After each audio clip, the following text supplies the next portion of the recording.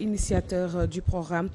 commune durable moom la ñu dalal tey ci rubrique environnement Adjikouna Dieye bonjour. Bonjour à toi Aïcha Diakhaté maa ngi lay nuyu di la ziar di nuyu suñu mbokku téléspectateurs yi di nuyu sama xuloo waale bi ma del di dalal suñu invité Ousmane Diaw comme ni nga ko waxee léegi rek moom moo nekk initiateur programme commune durable moom tamit bind na benn livre bu mu duppee responsabilité sociétale des entreprises des organisations plutôt benn la ndax environnement du déforestation rek ak changement climatique loolu moo tax ñu daal di sukkandiku ci livre am bi ba tax na ñuy ñëwaat ci solos li nga xamante ni mooy responsable sociétal des entreprises maa ngi lay nuyu di la dalal bienvenue chez toi.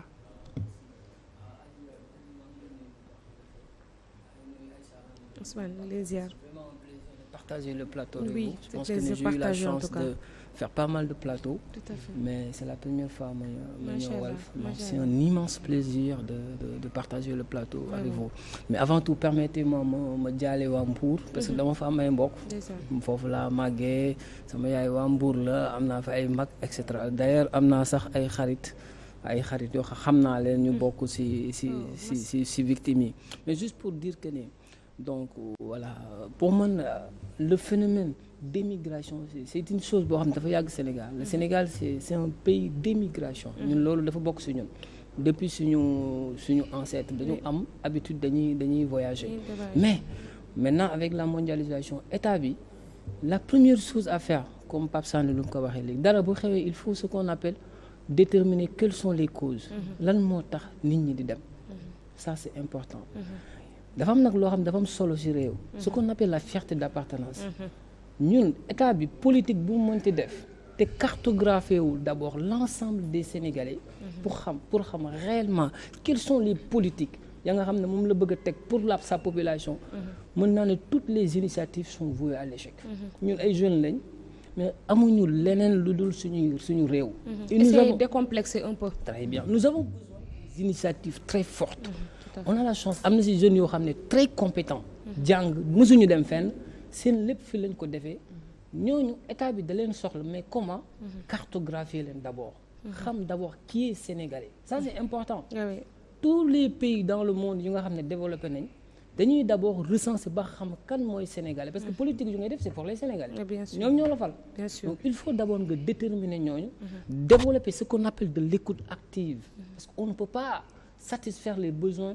d'une population sans comprendre réellement leurs besoins. Je pense que ne gouvernement bi ñun comprendre na ko raison pour laquelle moo tax ñun ñu ci bari 54% des populations voté pour le changement. Mais il est important ñu teg politique yoo xam ne c'est pour les Sénégalais. Bien Sénégalais sûr. yi dañu war a sentir seen bopp seen réew. Bien sûr. C'est-à-dire il y a ce qui nous différencie des autres ça c'est juste une parenthèse moom bëggoon wax. Sénégalais bi entre Sénégalais keneen ku jógee feneen bu ñëwee fi dafa war a xam ne kat au Sénégal ñoom dañuy du protection du sax nationalisme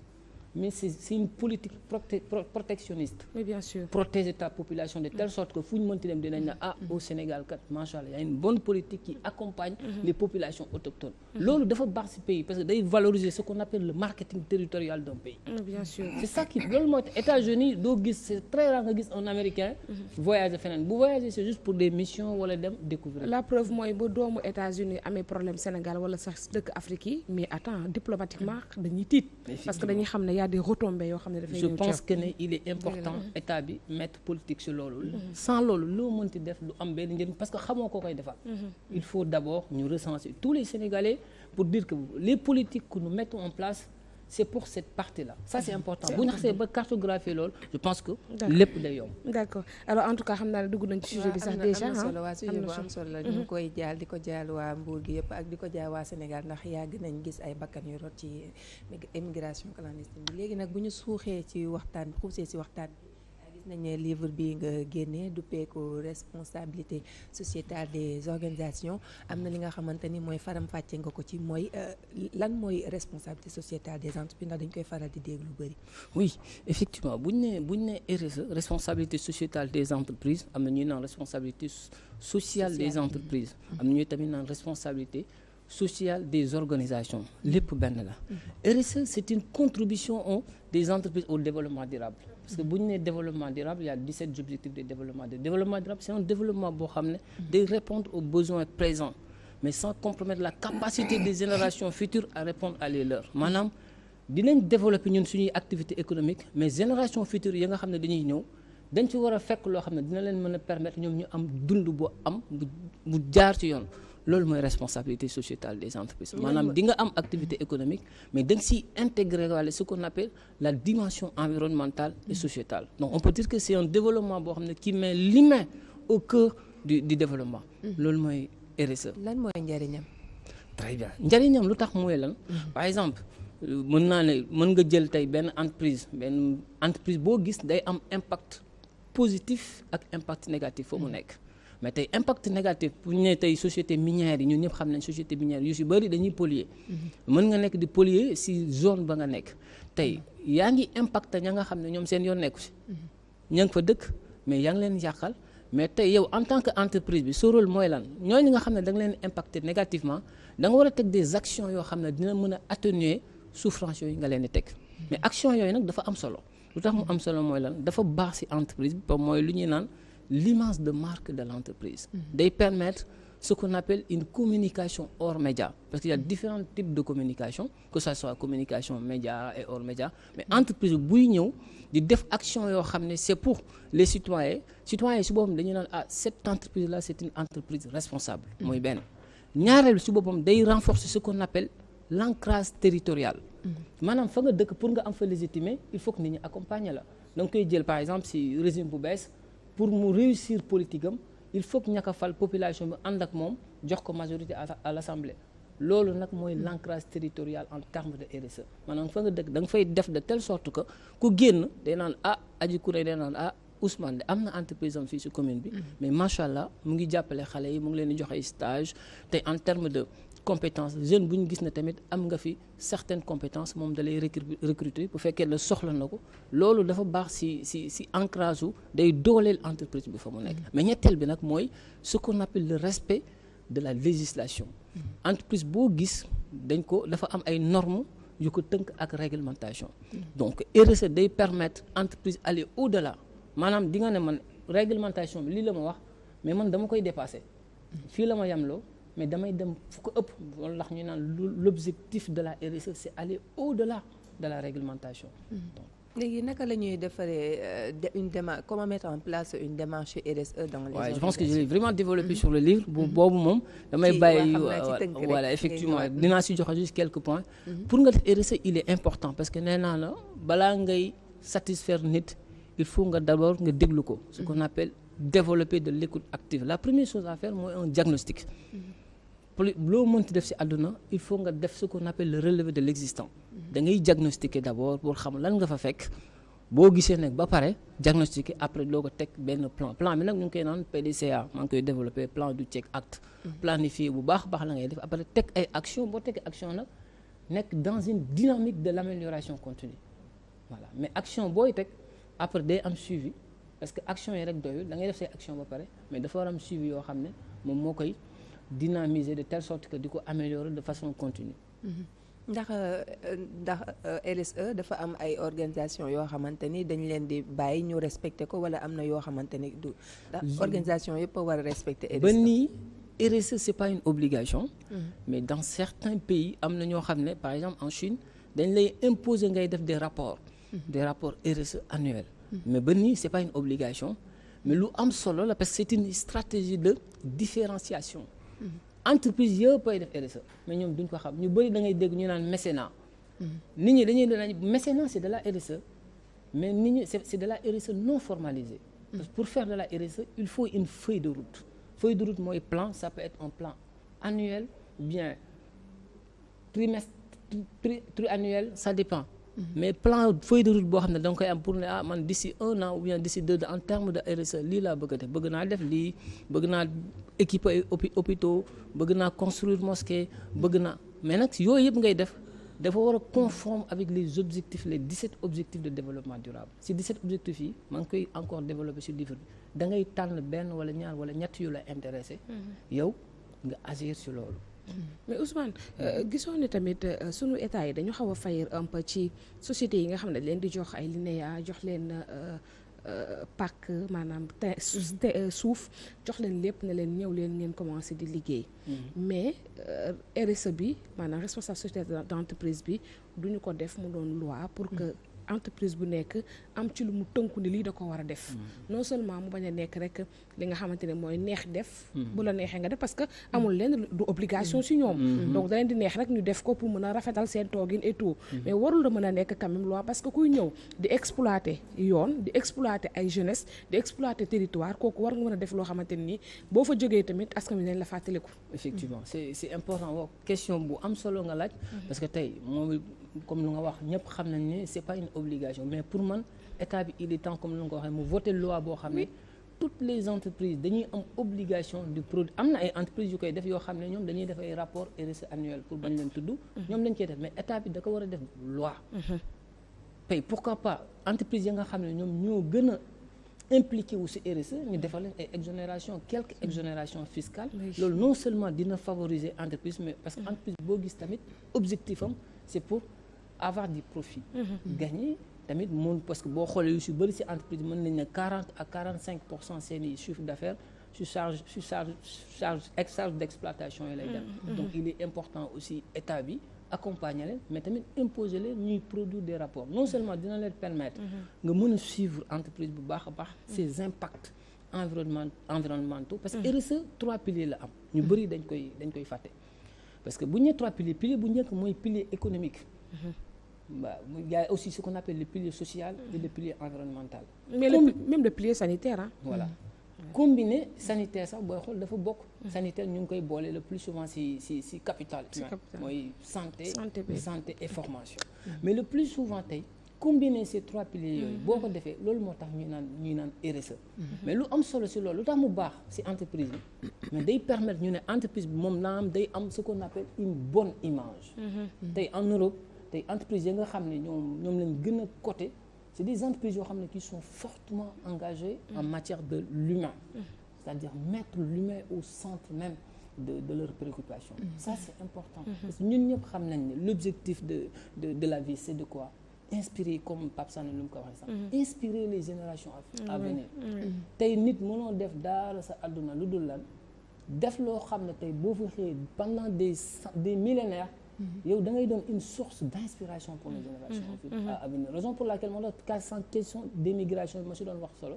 leadership bu leader yi dafa am solo parce que bu ñu nee un leader tamit c'est une personne qui a la capacité d'influencer guider et inspirer positivement loolu lan ngay def c'est pour lan être une source d'inspiration de telle sorte que ñeneen ñuy ñëw sa ginnaaw ñëpp dañ lay topp en termes de RSE aussi c'est pareil day permettre non seulement entreprise yeneen ñuy ñëw yow da nga leen di inspirer yow boo ñëwee tey même si que yaa ngi gagné sa xaalis mais man kat je suis vraiment sensible aux problématiques environnementales dinaa si xar sama tànk tubéy ba lu ma yàq même bu dee 10 xam ne yàq impacté naa dinaa jéem a góorgóorlu ba réparer 7 wala 8. je pense que ne loolu bu amee 10 ba 100 entreprises ñu ko mën a def. bu yàggee dinañ mën a régler pas mal de problèmes. parce que dañuy gis aussi entreprise yu bëri zone yi nga xamante ne la ñoo daal di implanté zone yi nga xamante ne richesse dafay juddu te population bi du ci profité est-ce que tamit état bu jëlee mettre la pression sur entreprise yooyu est-ce que tamit du faral di delluwaat ci kii bi ci askan wi ndax gis nañ ni ñoom tamit am na benn responsabilité boo xamante ni moo leen war ci état am na yenn entreprise yu koy respecté mais ba tey askan wi duñu gis seen bopp ci loolu. oui effectivement parce que il y a ce qu'on appelle même en RSE lu am solo lu ñu naan les parties prenantes dañuy naan partie prenante mooy toute personne physique ou morale boo xam ne qui peuvent être impactées positivement ou bien négativement par les activités de l'entreprise entre parties prenantes yoon dañu am solo moo tax entreprise boo gis ñu ci bëri loolu lañ gën a ragal maintenant avec l'avènement des réseaux sociaux tey 24 heures rek mën nga ternir image entreprise il suffit juste nit jël smartphone am def benn vidéo parce que maintenant la communication auparavant dañu naan un client mécontent il le dira à 12 personnes mais maintenant avec l'avènement des réseaux sociaux un client mécontent en 24 heures il le dira minimum à 1000 personnes da ngay dugal réseaux sociaux rek bu wër ci monde raison pour laquelle moom entreprise yu bëri dañu ragal loolu maanaam ña nga xam ne dañuy jéem a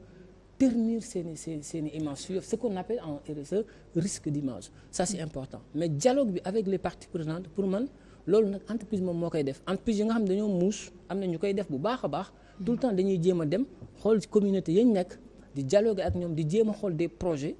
man am naa entreprise yoo xam ne d'habitude damay liggéey ak ñoom en termes de démarche RSE donc xool yan projet dañuy jéem a teg projet commun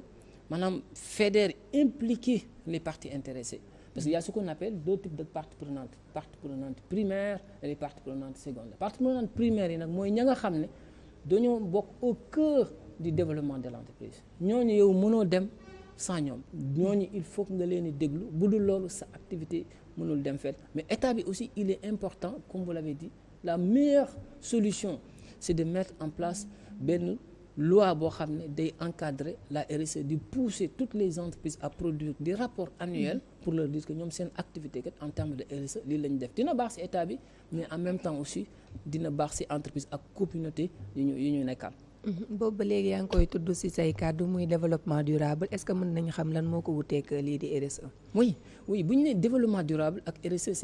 c'est juste une contribution au développement durable. Développement durable c'est axé pour les organisations. bu ñu nee organisation par exemple am ci livre bi tamit maa ngi ko ci développer benn partie pour les collectivités maanaam collectivités yi ñoom nan lañ mën a mettre en place une démarche RSE. mais collectivités yi ñoom développement durable la ñuy def maanaam les ODB les 17 objectifs du développement durable ñoom loolu la ñuy appliquer ci seeni collectivité ça peut être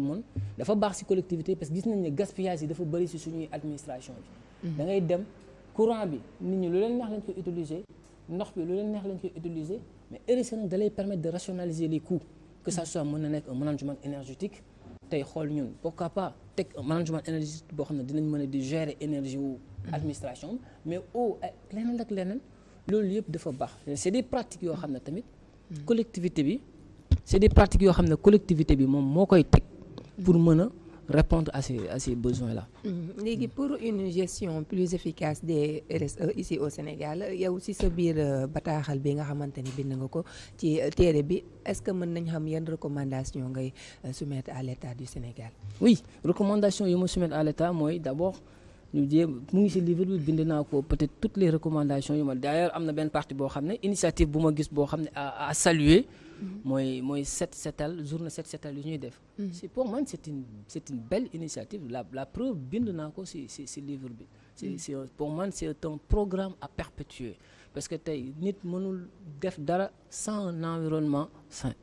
il est important état bi continuer di perpétuer ces initiatives là mais bu ci njëkk d'abord mooy encadrer la RSE parce que jusqu'à présent Sénégal xam nañ ko parce que y a ce qu'on appelle la stratégie politique de stratégie ñu ngi koy def depuis très longtemps. mais jusqu'à présent amaguñu une loi qui encadre la RSE de telle sorte que nit ñi dinañ ko xam mais aussi d'abord valoriser les concepts de la responsabilité sociétale ñu bari da ngay dégg ñu naan RSE mais ñu ci bari xamuñu ko. pour man il est temps que état bi aussi encadrer le secteur voter une loi comme yéen ni ngeen koy defee ni continuer à inviter des experts ñu ciy waxtaan de telle sorte que ñu ci bari dinañ mën a comprendre quels sont les enjeux de la RSE. ban njëriñ la am ci entreprise yi mais aussi pour l'État du Sénégal. Mais juste une question. Oui, très rapidement. Est-ce qu'il n'y a pas un souci quand on voit un pays comme la Chine bi nga xam ne c'est un pays hyper développé am nañu pratiquement atteindre nañu objectif yu bëri ñoom ñu mën a imposer la RSE légalement. Des pays pauvres comme le nôtre. ñu ne RSE bon c'est juste des initiatives privées comme ni. Est-ce qu'il n'y a pas un amalgame quelque part est-ce que on n'est pas en train d'une part jox ces sociétés-là la possibilité de détruire l'environnement. de nous exploiter waaw légalement de nous exploiter. jël li ñuy jël laisser les populations à leur sort. Alors que bon dans la Constitution je crois l'article 6 dit que les richesses appartiennent au peuple sénégalais. Effectivement. Vous avez parfaitement raison parce que d'où l'importance de poser le débat sur le leadership. c'est nee naa la àdduna képp ko politique boo gis nit réussir ko ça demande un leadership fort il y a des décisions impopulaires yoo xam ne boo koy jël d'habitude nit ñi duñu ànd ak yow début bi mais au fur et à mesure raison pour laquelle moo tax ñuy naan le leader n'a pas peur d'aller seul parce qu'il a une vision claire de sa vie et tôt ou tard les gens le suivront parce qu'ils verront de la certitude envers lui. yow yaay jël initiative comme lu nga ko waxee des politiques yoo xam ne tamit d'habitude début bi du neex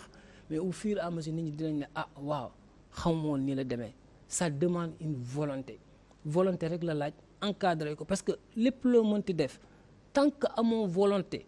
def ko pour mën doo ko réussir ça moom développement ça demande beaucoup de volonté et du courage. C'est beau d'avoir des discours et cetera yeneen dëkk yi bu ñu ko defee réussir ñun c'est pour Sénégal on a la chance d'avoir d'éminents intellectuels fii nit ñu jàng ñoo fi nekk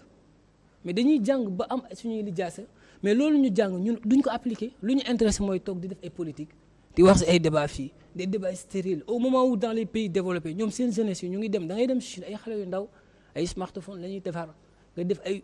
yu ndaw ñoom ñoo koy defar mais ñun taluñu loolu lu ñu tal mooy ay kii wax na lii kii def na lii au moment où que c'est-à-dire suñu capital humain ñu développé que de telle sorte que ñun d'ici 100 ans d'ici 150 ans yow en tant que leader bi da nga war a am ce qu'on appelle s'inscrire dans le temps ne man d'ici 100 ans d'ici 150 ans d'ici 2 ans Sénégal bi la bëgg a bàyyi du ma fi fekk mais dinaa ko def de telle sorte que ëllëg su ma fi jógee dinañ ne kii de amoon na vision loolu nag mooy vision mais vision du juste ay pilotage à vue pour moi c'est te ñu ngi ñaan yàlla tamit ñun ñëpp ñu jàppale suñu régime bi c'est ça parce que nous sommes des Sénégalais ce qui nous unit est plus fort que ce qui nous sépare ñun ñëpp nañ jël suñu posture partisane yi teg ko fële ensemble ñu liggéey suñu réew parce que suñu réew ñu rek ñoo ko mën a liggéey liggéey bi mooy lan nga béy sa waar ma béy sama waar ñii environnement moo leen neex ñu jàppaleen ñee c'est des activistes nga encadrer leen ñeneen c'est des journalistes nga accompagner leen de telle sorte que ñu am seen liberté de presse mais au-delà de ça accompagner leen ñu am liberté financièrement de telle sorte que journaliste moom dina mën a gagner sa vie dignement. aju ko peut-être la dernière intervention rek yow yaay initiateur li nga xamante ni moo di commune durable est-ce que mën ngaa ñëwaat rek ci tënk lan mooy objectif bi. oui effectivement commune durable nag loolu sax moo indi livre bi. parce que man dama engagé wu j'aime trop je suis banquier de profession je suis banquier je travaille à la banque mais man je suis passionné de l'environnement. ba may def sama mémoire parce que je suis spécialiste de la QSE qualité sécurité environnement responsabilité sociétale et développement durable. ba may def sama mémoire ci loolu laa ko bind. dama ne il est temps que ne Dakar gis nañ ne amul garab. pourquoi pas man ma jéem a bind sama projet non seulement si xool nan la ñuy def ba reverdir Dakar loolu moo ma permettre depuis 2016 nous avons planté 2500 arbres cocotiers je pense que envoyé woon naa la ay images malheureusement partagé 2500 cocotiers un peu partout à Dakar on le fait de manière vraiment récurrente chaque trimestre ñu organiser benn ak depuis 2016 raison pour laquelle je pense que journée de l'environnement pour bañ a mën naa ko boole nag j'étais à la RTS j'étais l'invité même de la RTS lors de la journée de l'environnement donc on le fait loolu nag moom si dugal parce que man loolu jàpp naa ne loolu mooy sama contribution pour sama réew pour l'instant mooy lan di reverdir les quartiers de telle sorte que ëllëg même su ma fi jógee nit ñi dinañ ma mën a xoolee loolu xam ne loolu mooy sama participation ci sama développement wu réew ba bañ mën a toll feneen waxtu bi moo ñu xaw a xocc ko noonu ñu ñëw ci ay yenn ci ay contraintes yi nga xamante ne mi ngi koy faral di jànkonteel mais Aïcha mi ngi may def clin d'œil ni jeexal naa merci bul ma jaxase ak Ousmane Seck lépp ak Pape Sané waaw mais bien sûr c'est comme Pape Sané da nga koy ganale première partie bi amul habitude ko kii moom deuxième partie bi ci buuxante bi la daan dem ci buuxante bi mais aussi maa ngi leen di féliciter bu baax Walf pour le travail remarquable que vous êtes en train de mener. Merci. Vous êtes en train de faire un travail vraiment à saluer. ñu bëri la voix des sans voix ñu bëri beaucoup de personnes se retrouvent à Walf. Donc pour moi c'est ça il faut ñaan yàlla jàppale leen bu baax a baax parce que c'est ça affaire yi moom amul secret. jàng journaliste tamit dafa laaj beaucoup de documentation.